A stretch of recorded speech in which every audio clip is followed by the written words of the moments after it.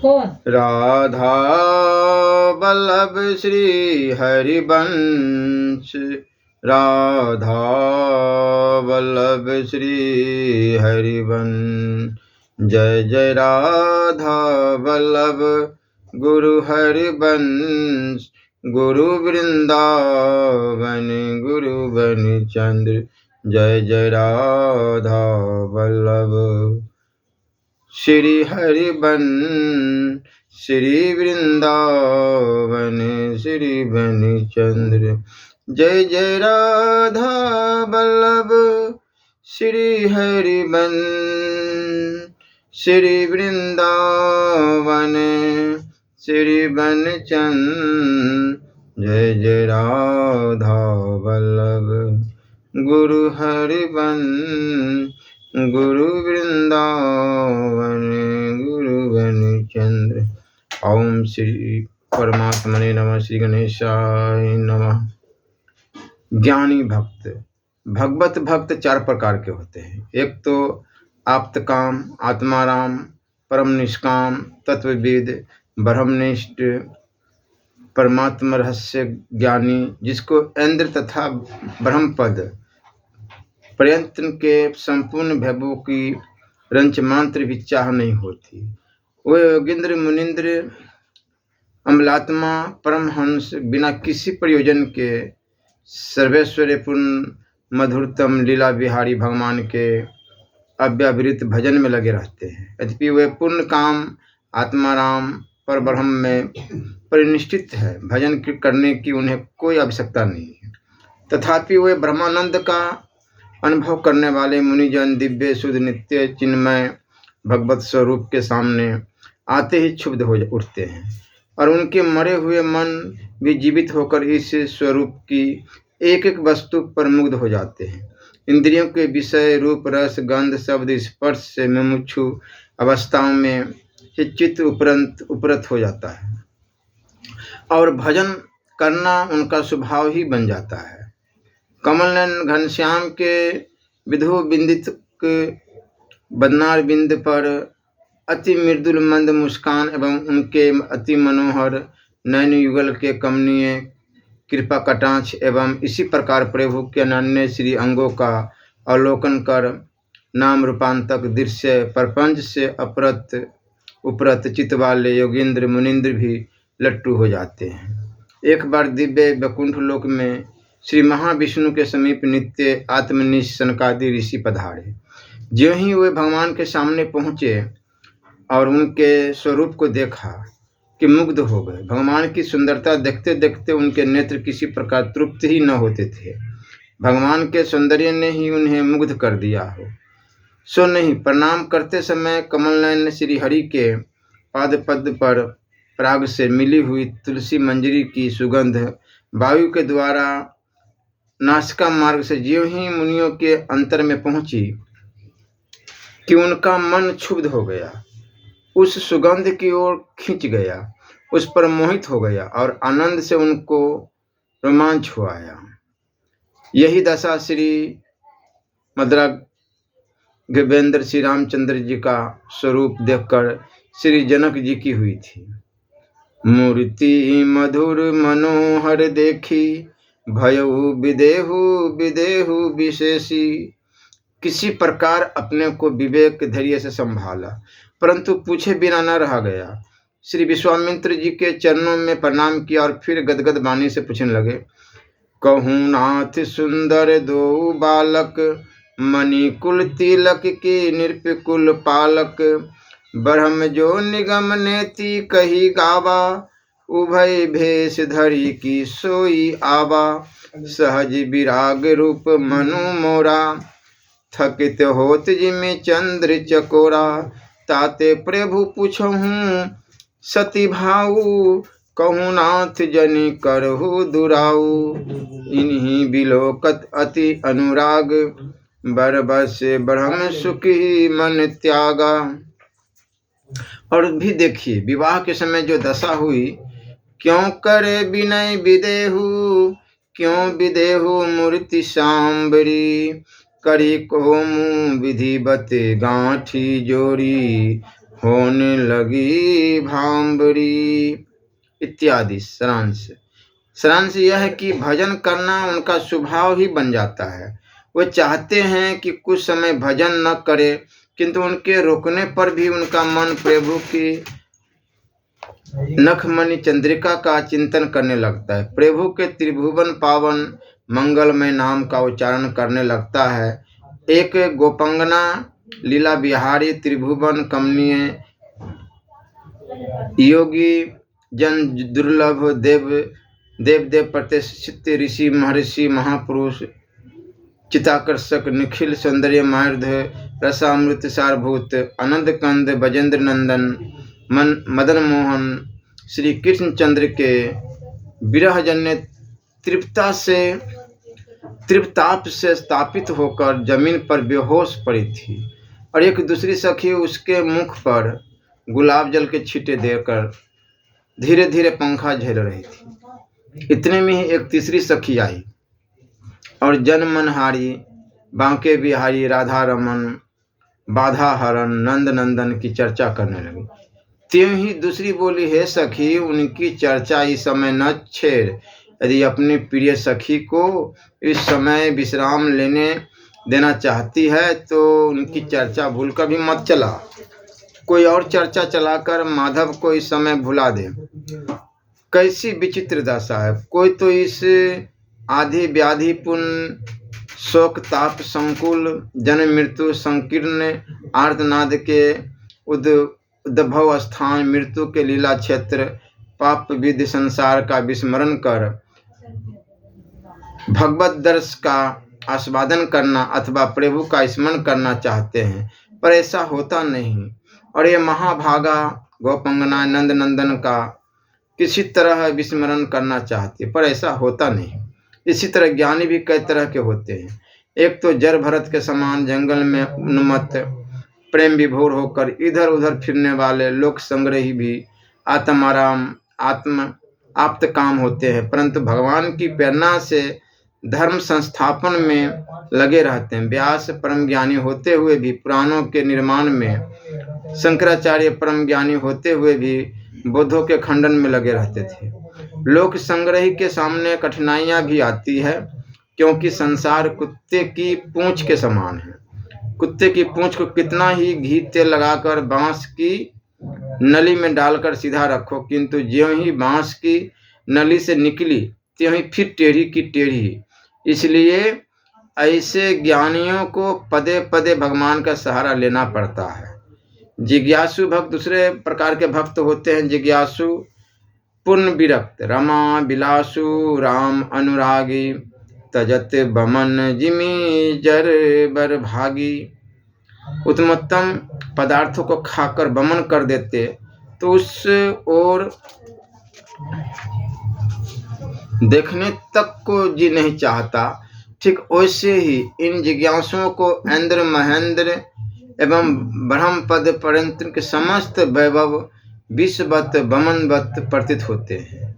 वे वेदाध्ययन यादि करते हैं, किंतु भगवान का भजन करते हुए जो लोग ऐसा नहीं करते वे उसी चील के समान है जो उड़ती तो आकाश में है पर दृष्टि रखती है उसकी नीचे।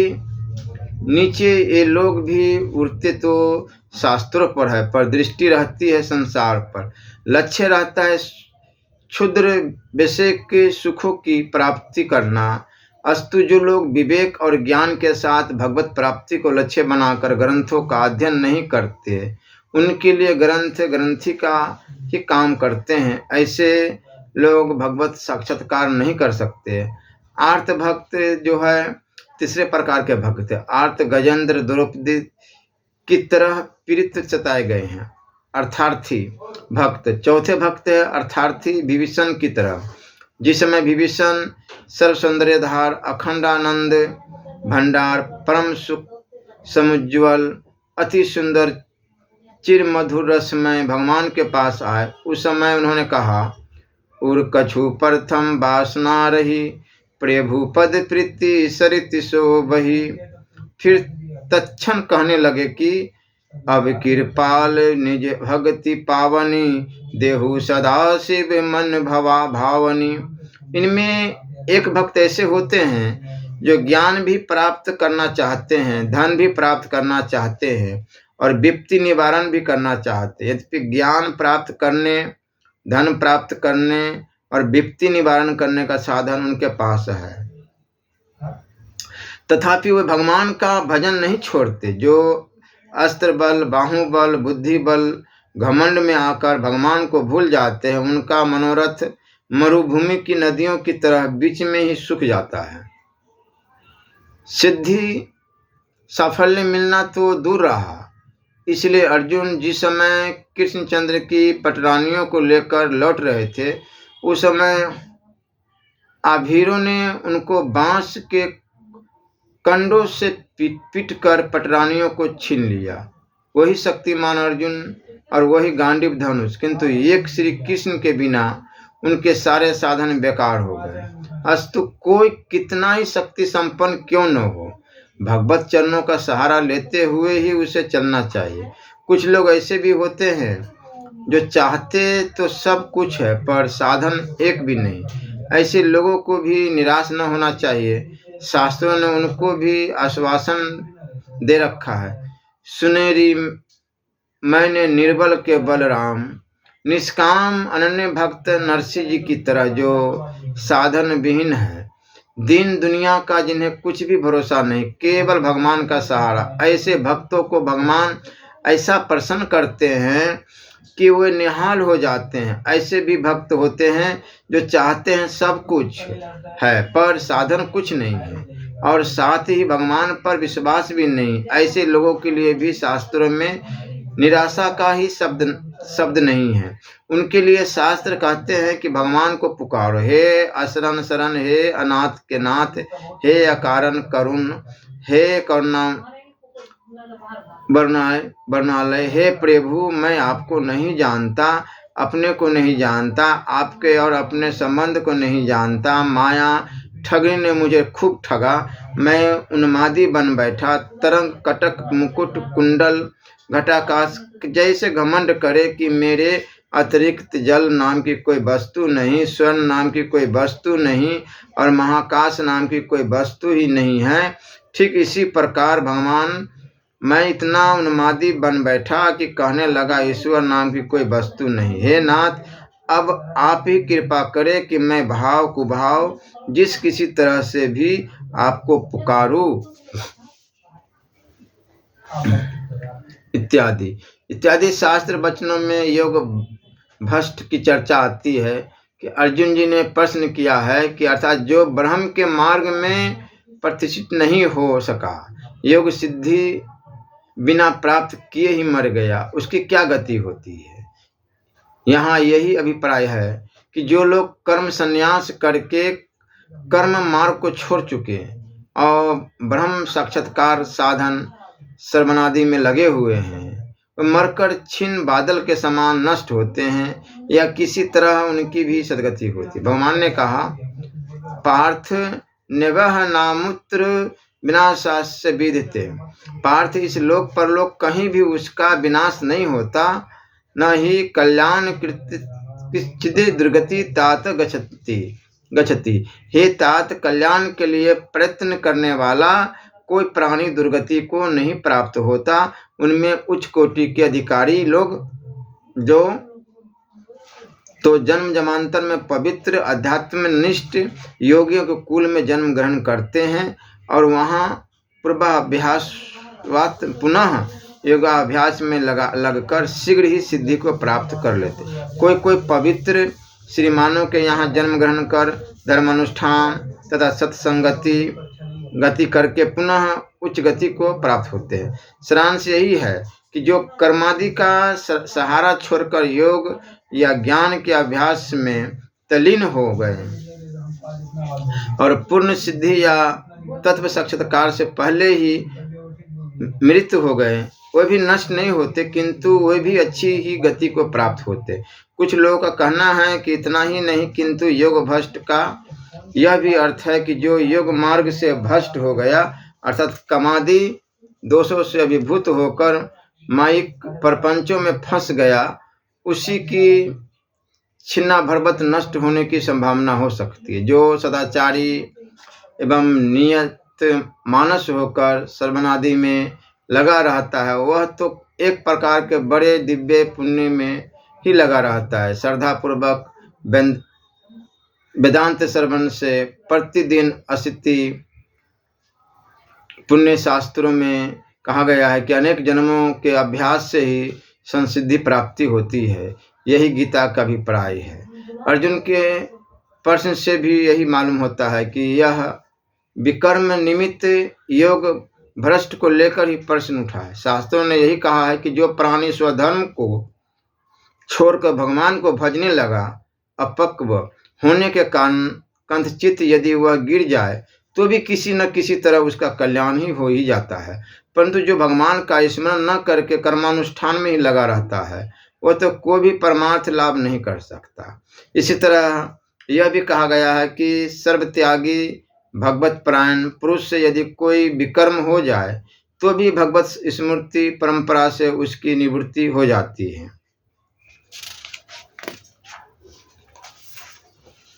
जर भरत आदि भगवान के स्मरण में संलग्न थे।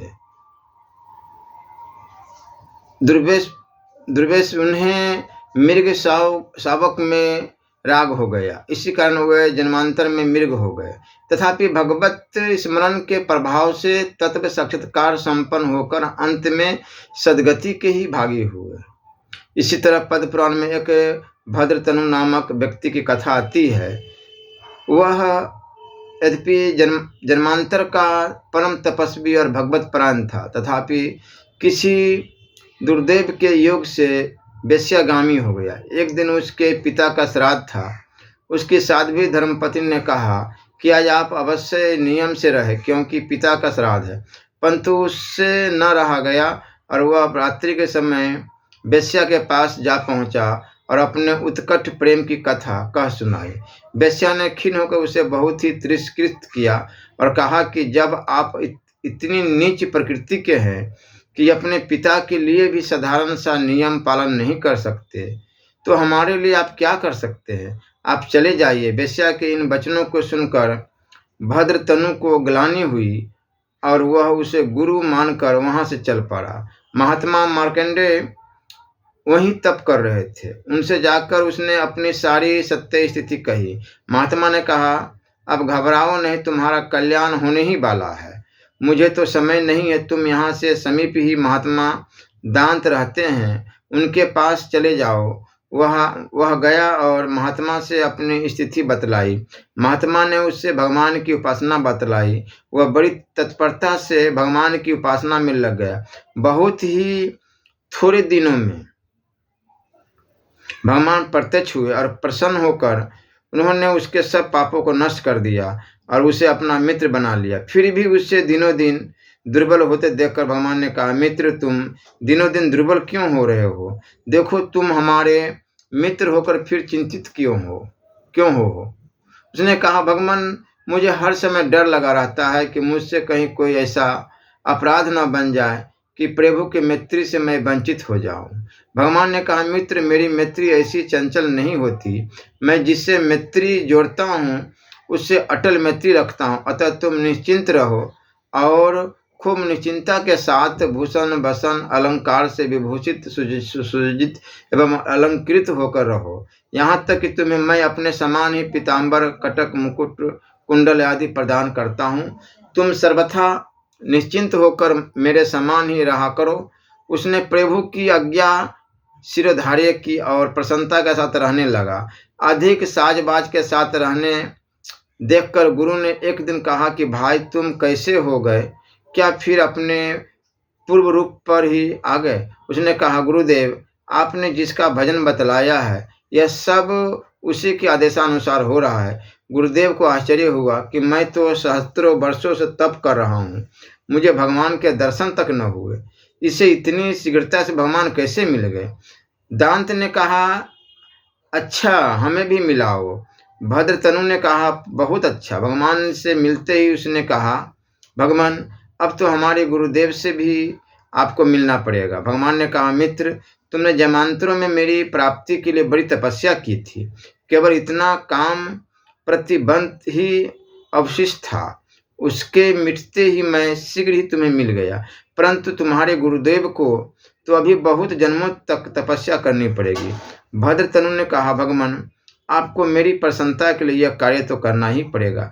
भगवान ने कहा, अच्छा, तुम्हारी प्रसन्नता के लिए मैं तुम्हारे गुरुदेव से मिलूंगा, तुम उन्हें ले आओ। बस इस तरह प्रभु की विशेष कृपा से दांत को भी भगवान का दर्शन मिला। कथा नक का आशय यही है कि किसी भी स्थिति में प्राणी भगवान के चरणों में जाकर सदाचारी बनकर भगवान को प्राप्त कर लेता है। अतः प्राणी को चाहिए कि वह हर तरह से प्रभु के शरण हो। कोटि विप्र बगला गही जाहु, आए शरण तज नहीं ताहु। शरण गए प्रभु ताहु न त्यागा, विश्वद्रोह कृति अगजे ही लागा। तेउ सुनी शरण सामुह आए, सकृति परिणाम किए अपनाए। ईश्वर का अभिव्यंजक शास्त्र है। शास्त्रों पर विश्वास करके एवं समुचित ढंग से उनका अध्ययन करके उनके अनुसार अनुष्ठान करना और प्रातःपर पूर्णतम पुरुषोत्तम परब्रह्म की उपासना करना, यही कल्याण का मार्ग है। गीता जी भी यही कहती है कि प्राणी स्वधर्म अनुष्ठान द्वारा ही अभ्युदय निश्चय परम गति प्राप्त कर सकता है। इसलिए हमें अपनी समस्त चेष्टाओं एवं हलचलों को शास्त्रोक्त बनाने की कोशिश करनी चाहिए। हमारा राजनीतिक, सामाजिक, राष्ट्रीय जो भी कार्य हो वह शास्त्रोक्त ढंग से होना चाहिए। लोग कहते हैं कि आप तो सब जगह धर्म का अडंगा लगाते हैं, पर क्या किया जाए? जो हलचल शास्त्र विरुद्ध मालूम पड़े वह पाप एवं सर्वथा त्याज्य है। शास्त्रोक्त धर्म के समरसन से ही आध्यात्मिक, आदि दैविक और आदि भौतिक सब प्रकार की उन्नति एवं सुख शांति प्राप्त हो सकती है। आर्थिक, सामाजिक एवं नैतिक सभी प्रकार के सामूहिक व्यक्तिक लाभ उसी धर्म से संभव है। प्राचीन अर्वाचीन किसी भी काल में जो शक्तिशाली, प्रभावशाली, मेधावी, स्मृति संपन्न, नीतिशील कवि और ज्ञानी हुए हैं, उनका मूल कारण तपस्या, स्वधर्मानुष्ठान और ईश्वर आराधना ही है। बिना इसके विशेषता नहीं आ सकती। ऐसा भी देखा जाता है कि पहले तो तपस्या, स्वधर्मानुष्ठान और वर्तमान में वैश्विक आसक्ति एवं अधर्माचरण, प्राणी जब पददलित, अपमानित एवं दुखी होता है तब उसको ईश्वर, धर्म और न्याय की याद आती है। इसलिए शास्त्रों में अपमान की विपत्ति की बड़ी महिमा बतलाई गई है। विविध सुख, संपत्ति और ऐश्वर्य में फंसकर प्राणी अपने प्रियतम, प्रेमास्पद भगवान को भूल जाता है। यदि सावधान रहे, ईश्वर, धर्म, न्याय को न भूले तो फिर वह बड़ी ऊंची स्थिति को प्राप्त कर सकता है। गीता में बतलाया गया कि कुछ लोग भगवत प्राप्ति के लिए भगवान की दीप्यमान, स्निग्ध, सुंदर, कमनीय, कांतिमयी, मनोहारिणी मूर्ति का अवलोकन करने के लिए प्रभु के सुमधुर अधर सुधा रस का पान करने के लिए उनकी अमृतमय मृतक के जियावनी गिरा का श्रवण करने के लिए एवं प्रभु के अनंत सौंदर्य, मार्ध, सुगंध्य, सरस से परिपूर्ण मंगलमय श्री पदारविंद मकरंद रस का रसास्वादन करने के लिए सम, दम, नियम, जप, तप, यज्ञ, योगादि का अनुष्ठान करते हैं, किंतु बिना सिद्धि प्राप्त किए ही मृत्यु के शिकार बन जाते हैं। उनकी क्या दशा होती है? इस संबंध में भगवान उनकी दो प्रकार की गति बतलाते। एक तो यह कि विरक्त, तपस्वी, ब्रह्मनिष्ठ श्रीमान के घर उनका जन्म होता है और पूर्व साधना अनुसार श्रवण, मनन, निधिध्यासन द्वारा भगवान के अखंड अनंत स्वयं प्रकाश, सद्रूप, बोध स्वरूप, कुतस्थ, असंग, निर्विकार, एक रस, परम तत्व का साक्षात्कार कर लेते हैं। दूसरी यह कि धन जन शक्ति संपन्न उत्तम कुल में उनका जन्म तो होता है, परंतु इस मायामय संसार में माया मोह के सूची भेद तिमिर किरण में परकर पुत्र परिजन एवं अगणित धन संपत्ति की आसक्ति में फंसकर प्रभु तत्व और प्रतिष्ठा के घमंड में चकनाचूर होकर संगमरमर के सुधा धौलित गगनभेदी सुरमय सौंधों की ब्रह्म चमचमाहट में अंधा होकर एवं माया की मूलभूता ममता की मूर्ति जाया की छाया में शीतलता का अनुभव करता है, और इस प्रकार सर्वमात्र रमणीय मृग तृष्णा कोदक संसारिक क्षुद्र वासनाओं के चुंगल में पड़कर वैश्विक क्षुद्र आनंद बिंदुओं से प्रचंड कामनानल के प्रशमन में व्यग्न होकर अतृप्ति और असफलता का बोध करते हुए अपने लाखों मित्रों के सहित मरकर नरक का सहन दुख झेलता रहता है।